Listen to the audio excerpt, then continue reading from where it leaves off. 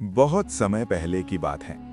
घने जंगलों, ऊंचे महलों और चमकती झीलों का एक राज्य था, सूर्यगढ़। सूर्यगढ़ की शान उसकी सुंदर राजकुमारी थी, जिसका नाम था राजकुमारी अनंता। रूप ऐसा कि चांद भी देख ले तो बादलों में छिप जाए, पर उसका हृदय हृदय पत्थर सा कठोर था।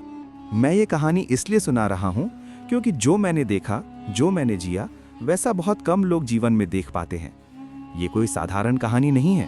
ये प्रेम, अहंकार, वचन और भाग्य की ऐसी कथा है जो सुनने वाले के मन को भीतर तक हिला देती है।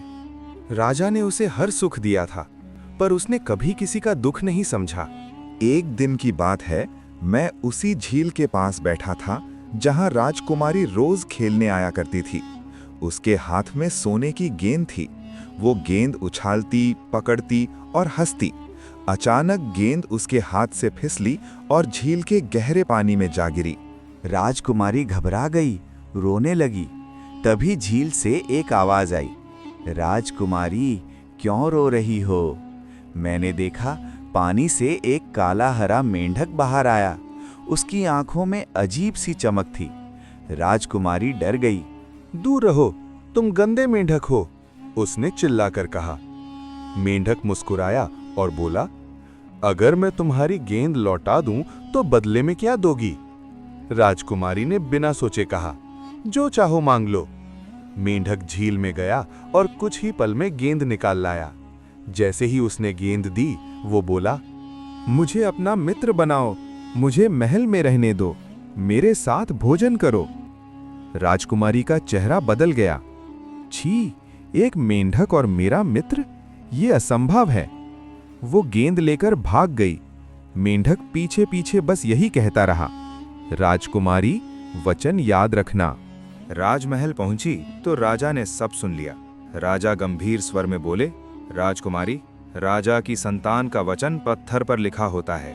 जो वचन दिया है उसे निभाना होगा। मजबूरी में राजकुमारी ने मेंढक को महल में आने दिया। वो उसके साथ भोजन करता, पास बैठता। राजकुमारी को घृणा होती थी। वो हर पल उसे अपमानित करती।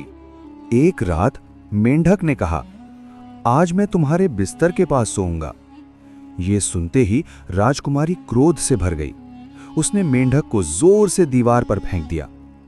मैंने अपनी आंखों से देखा, एक तेज रोशनी फैली और मेंढक की जगह एक घायल राजकुमार पड़ा था। राजकुमार ने दर्द से कराहते हुए कहा, मैं इस राज्य का शत्रु नहीं, बल्कि शापित राजकुमार हूं।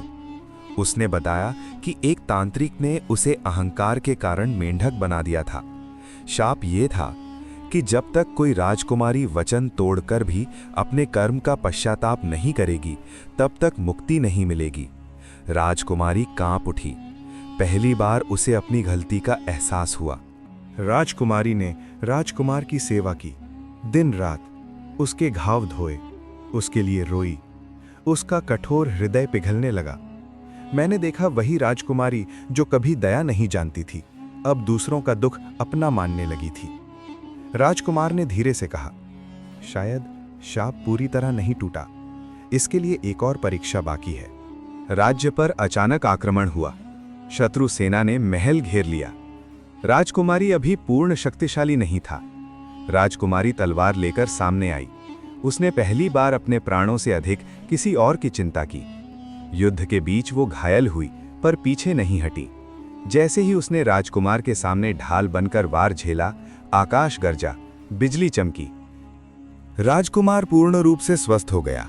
राज्य बच गया। राजकुमारी अब वही नहीं थी। कुछ समय बाद दोनों का विवाह हुआ, पर यह विवाह राजसी नहीं, बल्कि चरित्र के परिवर्तन का उत्सव था। मैं आज भी उस झील के पास बैठकर ये कहानी सुनाता हूँ, क्योंकि मैंने सीखा, सौंदर्य चेहरे में नहीं, कर्म में होता है। वचन जुबान से नहीं, आत्मा से निभाया जाता है। और यही है मेंढक और राज